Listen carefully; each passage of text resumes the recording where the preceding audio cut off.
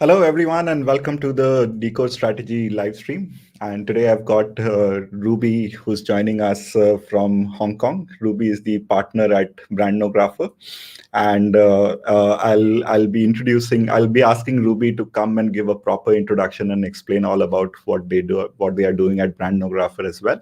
So, but before we move into that, just a couple of quick introduction points.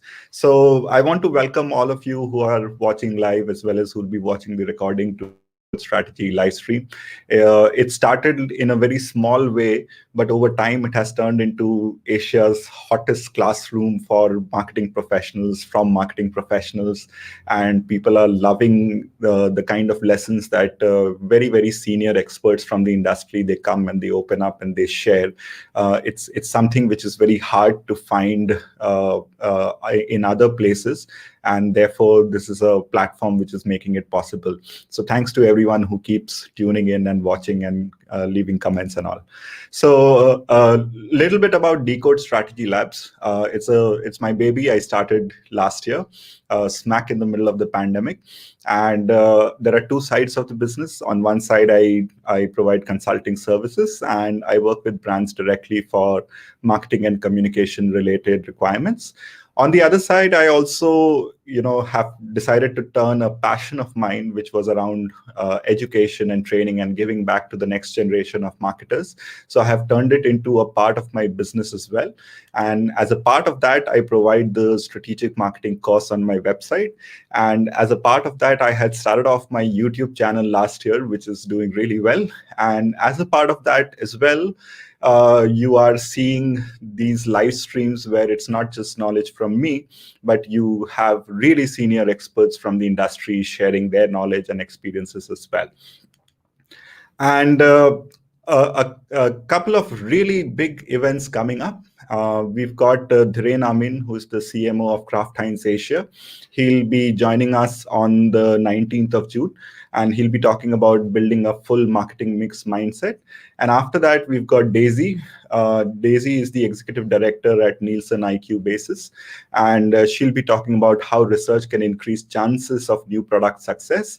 And these are events. I'll announce them, and if you want to keep track of all these events, you can follow the Decode Strategy Labs LinkedIn page, or even better, I think more importantly than that, you should subscribe to the YouTube channel, and I can provide the link to the YouTube channel, or you can search for Business of Marketing and look for channels, the tab, and you'll be able to find the channel.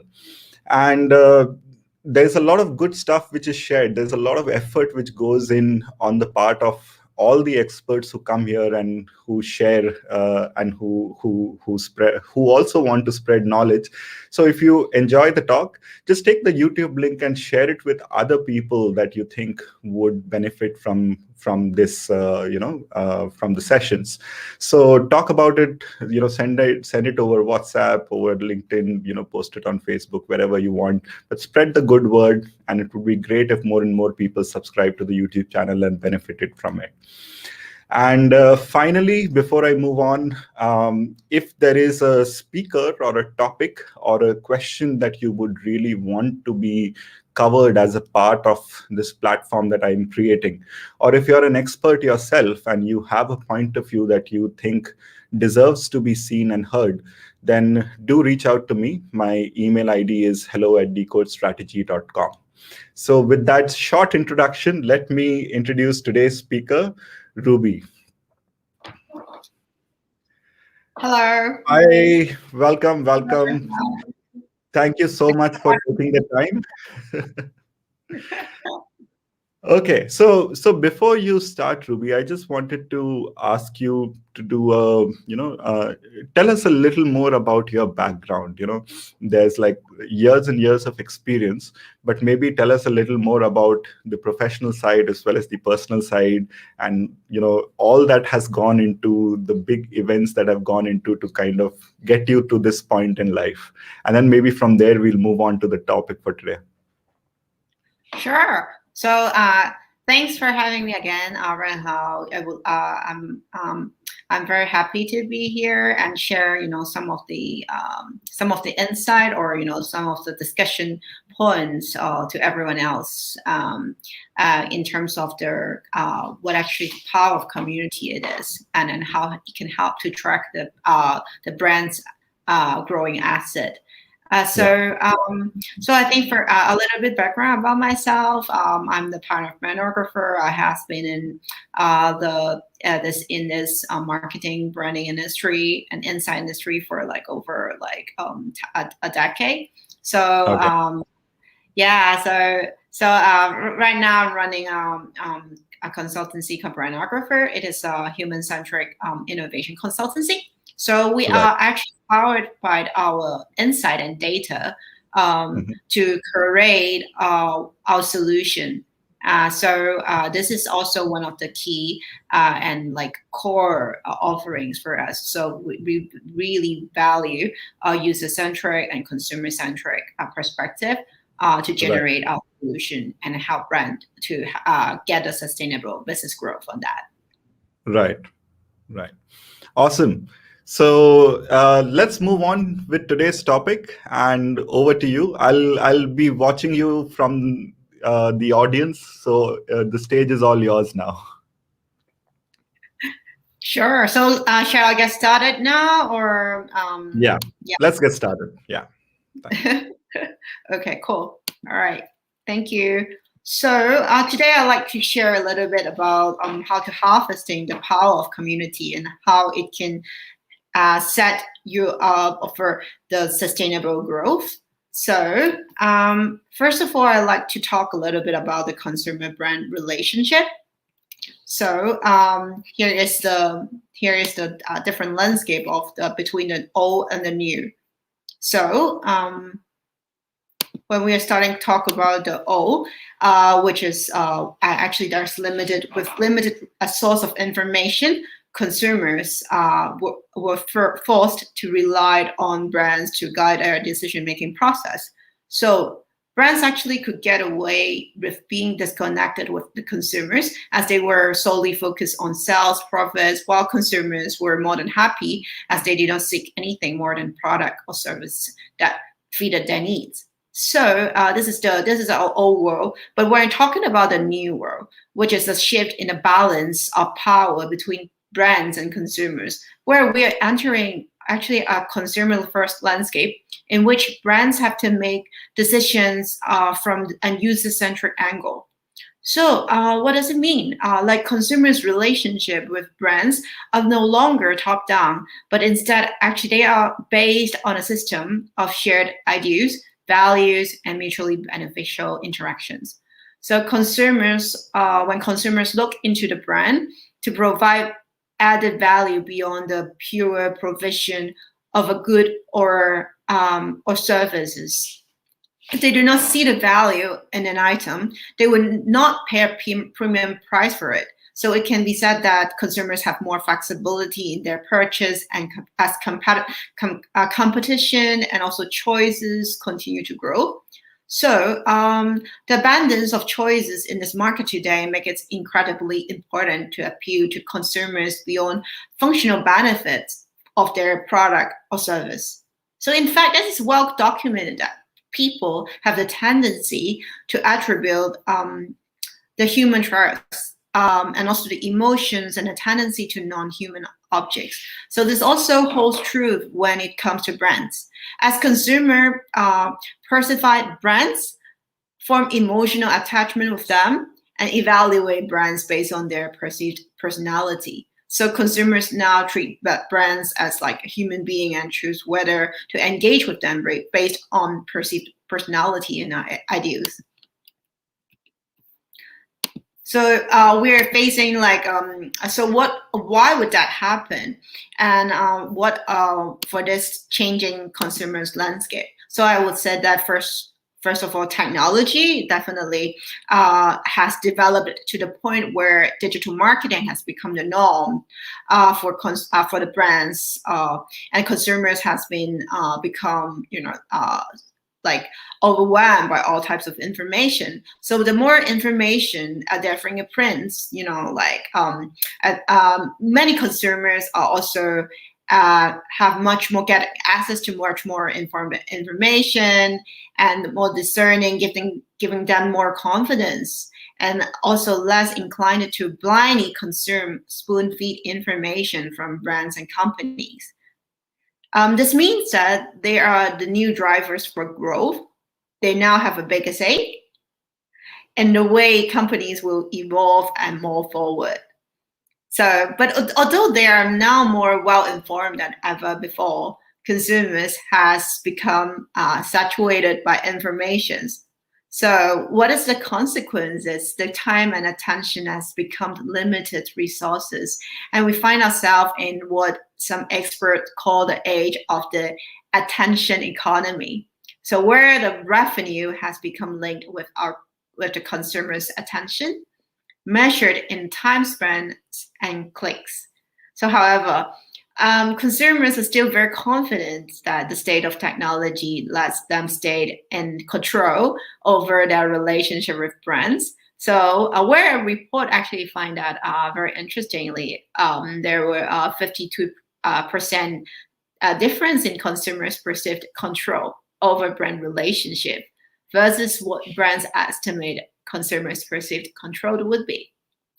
So the second thing is about the social media, and also one of the key reasons why actually consumers feel far more in control of their relationship with brands.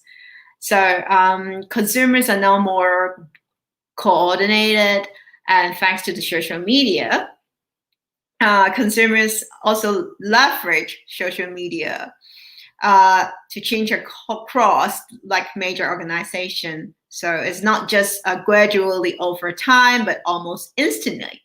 So it is because social media can accelerate and amplify the consumers' movement, giving like the consumers a shared voice to truly make an impact and reach brands in a very timely manner. So so whether they may be in terms of the changes of the product design, and also, like the campaigns and environmental concerns and the others. So the final thing is thanks to the COVID. Speaking of the emergence of the COVID-19 pandemic as arguably accelerated the needs for digitalization and adoption of new tech-based marketing, so to meet their rapidly changing needs for consumer. So, like for example, like health, the topic of wellness, sustainability become a big concern for consumer after COVID. So this has also, unsurprisingly, been a large decline in in-person engagement, whether consumers expect brands to adopt engagement model that give them access to an authentic voice and allow consumers to feel heard, understood, and supported in these new and unfamiliar social and economic realities. So let's talk a little bit more about what a new normal is, and then like what are the consumers that we are facing in 2021. So we're talking about brands actually needs to understand far more than just how consumers engage with their own product or category, but also recognize how they fit into consumers' larger values, lifestyles, and habits in order to engage and enable growth and also minimize the risk. So also with the increase in the accessibility to the information, consumer has become smarter and also more informed. So and with what comes the high expectation, especially in terms of what consumer expected to see from the brands they are purchasing from. So here's the report. The recent report also showcased that the consumers, over 81% of the consumers belong to one or two shopper segment. So they're like value driven consumers who want good value. And also another remaining percentage are called purpose-driven consumers. So they see products and service aligned with their values. So you can see that from this data support, consumers are also become increasingly aware and concerned with their products, where the products come from and how they are made. Also, especially in the case of result of COVID, ethical consumption has become the forefront of our consumer minds as well. So what does it mean for marketers? And when the consumers are evolving, and what is, and also I would like to also talk about the implication and the traditional marketing, why we can see that the traditional marketing fails. I think it's because one of the reasons why we will see that is relying on the linear and reactive strategies. So with higher consumer expectation, it is essential for brands to ensure their marketing strategy can cater to the changing consumer needs. So, however, many brands remain in insistence of sticking to traditional strategy to reach their potential market. Perhaps understandably, marketing strategy were historically largely about consistency. So sticking to a trend that actually have been tested for the branding strategy can safely guarantee the growth. Marketers are also used to treating different marketing channels as separate entities, preferring like a linear approach in developing marketing strategies. So, for example, many brands begin to, by conducting market research to gain insights from multiple sources in order to create a full picture of their general marketing position. Following on this, insight gained on the targeted demographic was used to create appropriate strategy. So, but however, over the past few years, so it's not as it's not crazy to say that this digitalization has changed everything about the relationship between the consumer and also the brand. So the landscape today could have been more dynamic or even more disruptive than it is right now. So it can be dangerous to just stick with a linear approach that is often is reactive rather than proactive. So, and it is slow and inflexible to also this unforeseen about changes in terms of the consumer behavior throughout the consumer journey. So another factor that we'll see that is about what's called lack of authenticity. So what does it mean is another reason traditional strategies are not working anymore is because of the issue of authenticity. In the modern days, the digital world where the consumers are bombarded with targeted marketings, influencer marketings, and other, campaigns, consumers have grown increasingly skeptical for brands. So consumers now are demanding that, that the business define their purpose, take a stand, and operate with transparency. So that is also in particular millennials, who are growing into being the most influential generation in the economy, and also digital native, have a very natural distrust for brand media and advertising, sadly. So as many of 84% of millennials don't trust traditional advertising. So, and as few as 1% claim that advertisement has influenced them. So, and then the final thing is about not engaging with consumers emotionally. As mentioned before, traditional linear marketing strategy may not be the best suited to meet today's consumer needs. So in today's world, although brand consumers relationship may begin with rational considerations such as price, product quality, and functionality, the true driver of consumers' decision making is the emotional connection and the attachment, and also the engagement.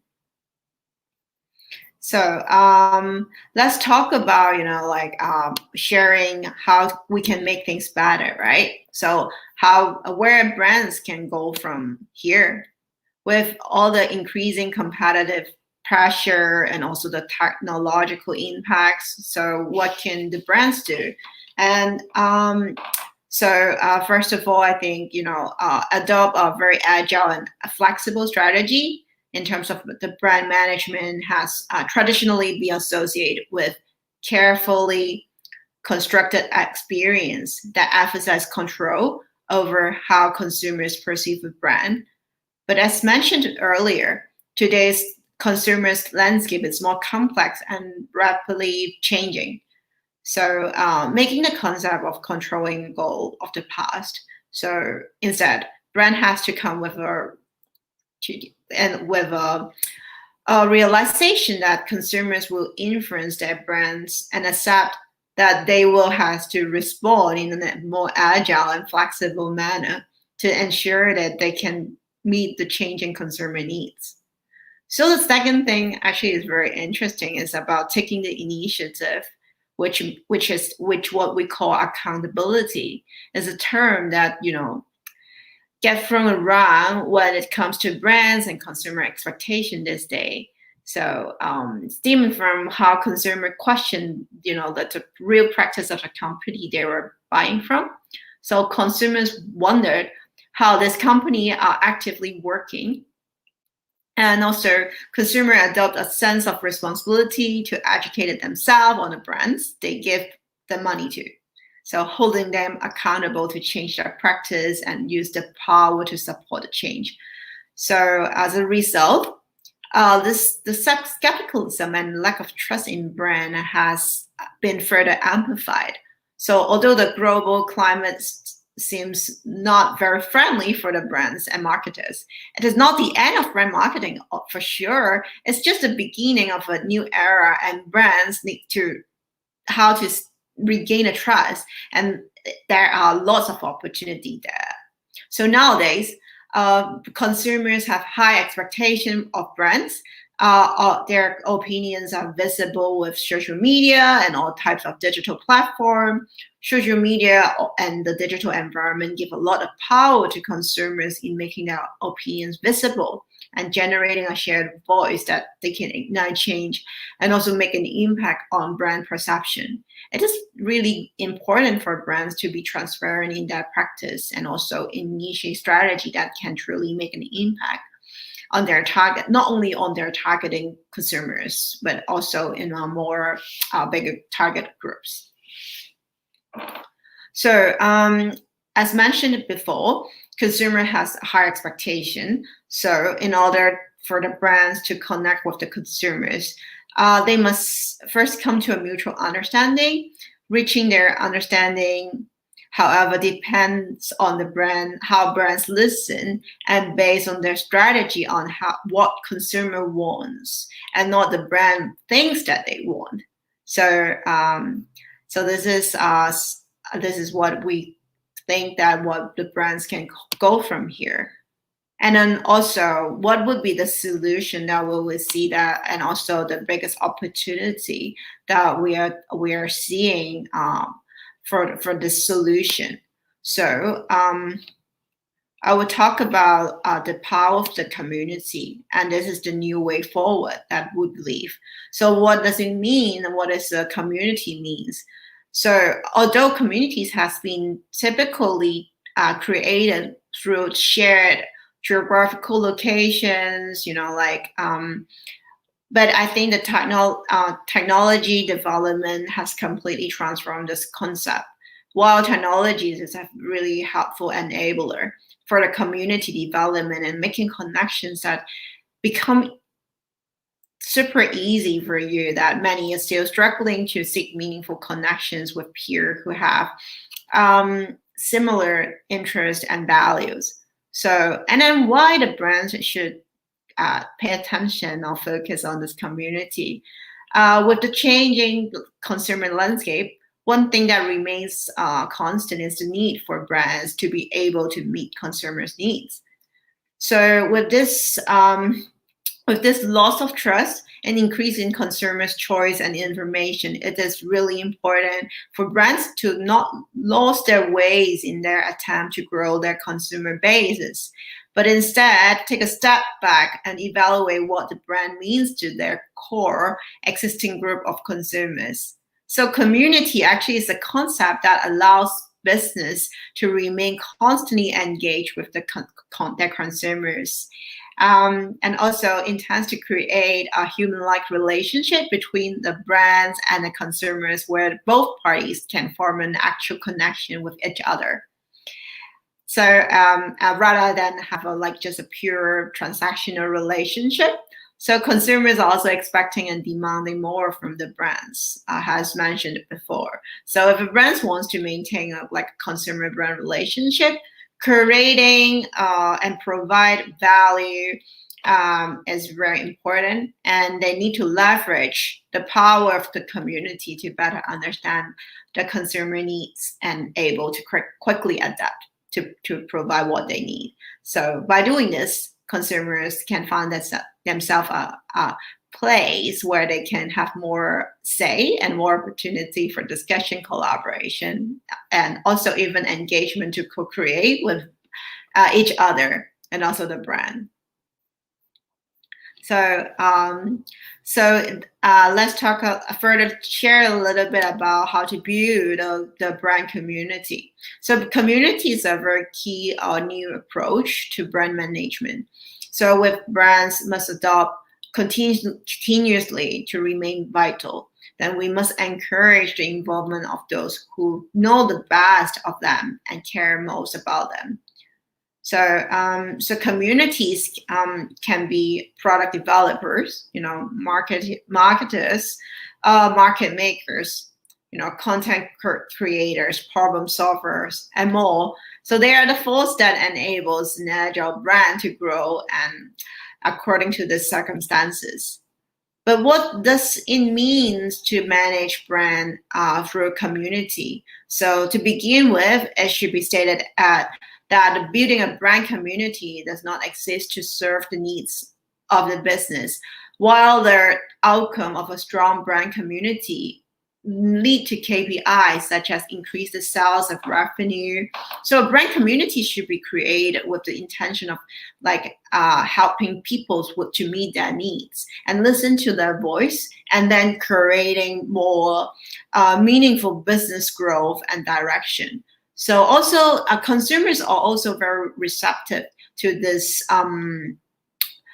the brands. So having a platform for them to share actually would be a very good start to regain the trust.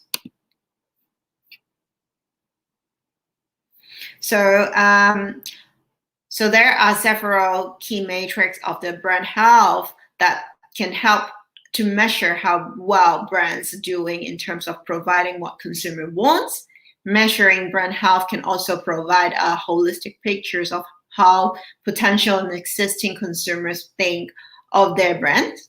So this is consumers' response can give brands a direction to help them to do the strategy for their future.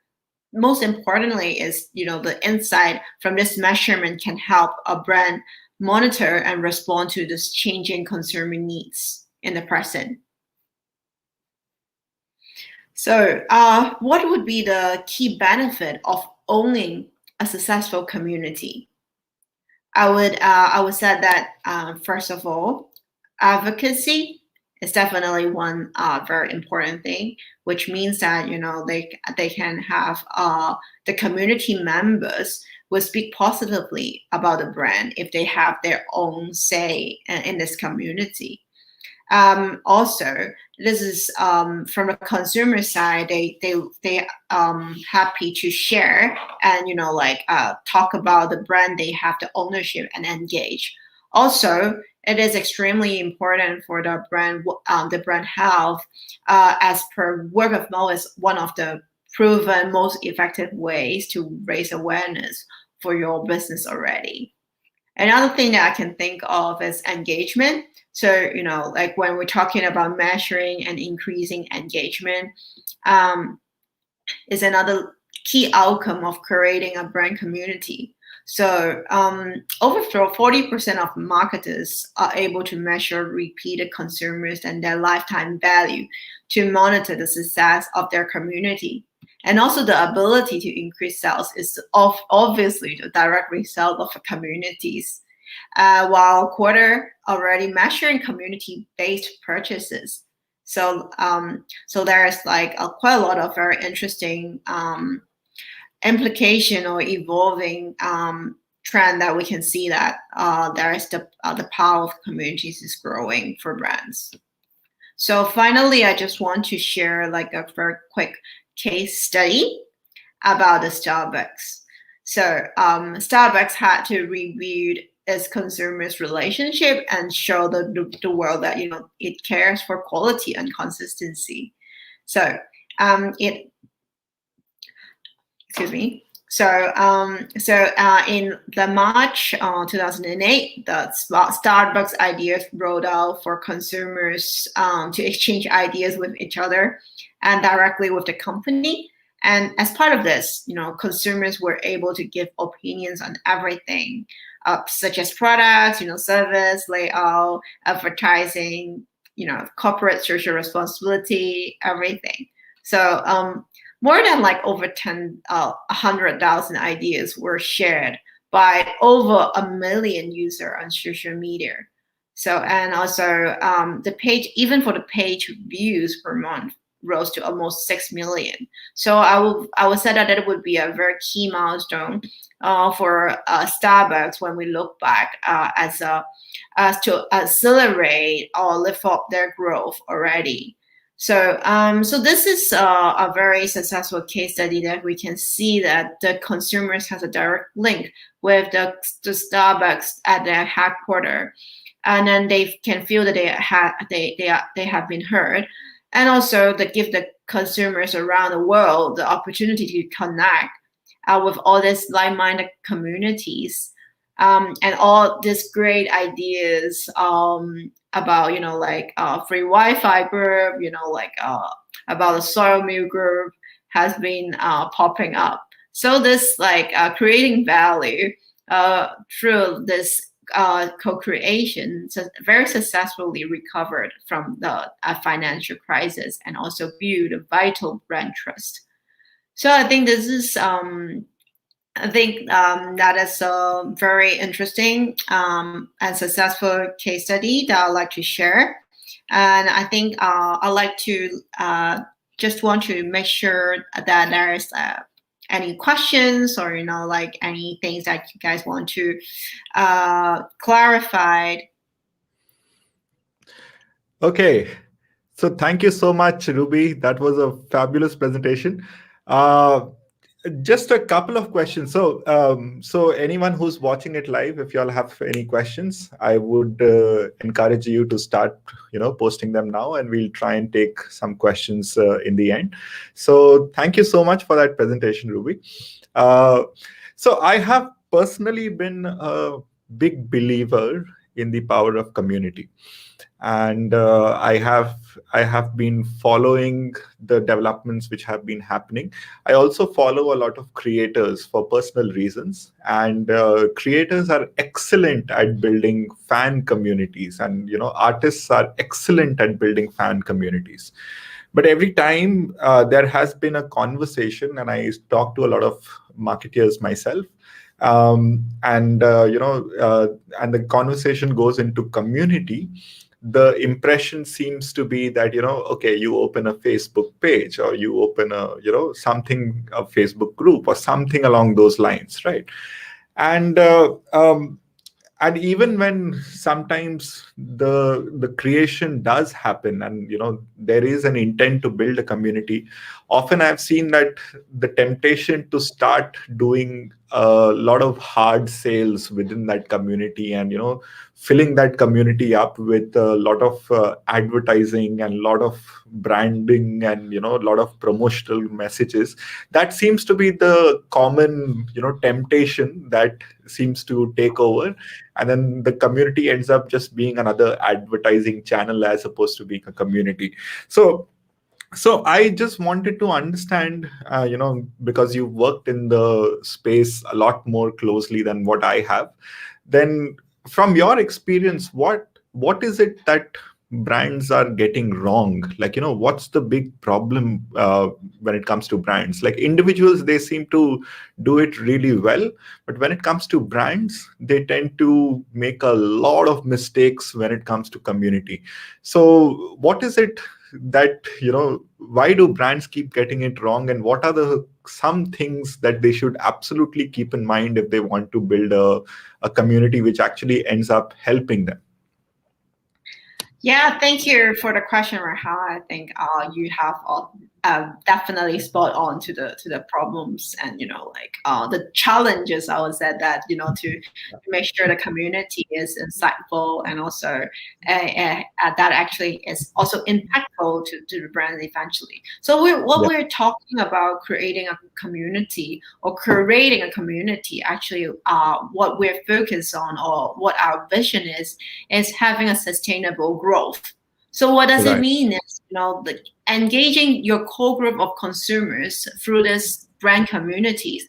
Consumers can feel more engaged with the brands, so you can be more loyal and more likely to share the brands to the others. So we're talking about this. This is like the brands needs to take the first step in building like a lifelong relationship, which is which can result in a new organic growth in their consumer bases.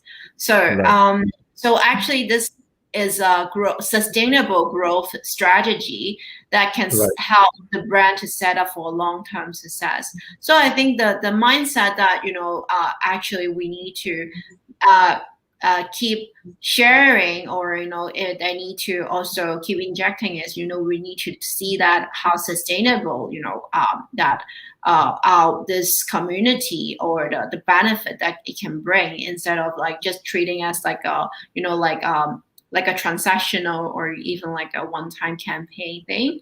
So but in that this actually you can see it, like the impact in a very long-term basis. And I think that actually can create a very solid and sustainable growth throughout the time. So time will definitely tell. Awesome. Okay. So the next thing is, I just wanted some more inspiration, if you can share some more. So when I think of big brands who are really harnessing the power of community really well, the name that keeps coming back to my mind is Lego.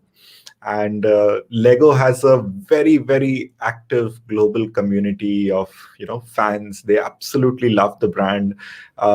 It was actually a community which was created by fans, and then Lego created its own community and managed to migrate the fans from their community to the Lego community. And they have people who are constantly interacting with their fans, and so the shift is that instead of consumers, it is fans, and instead of buyers, it is lovers of the brand, right? So that's a very fine shift, but that's a very major shift that Lego has managed to achieve.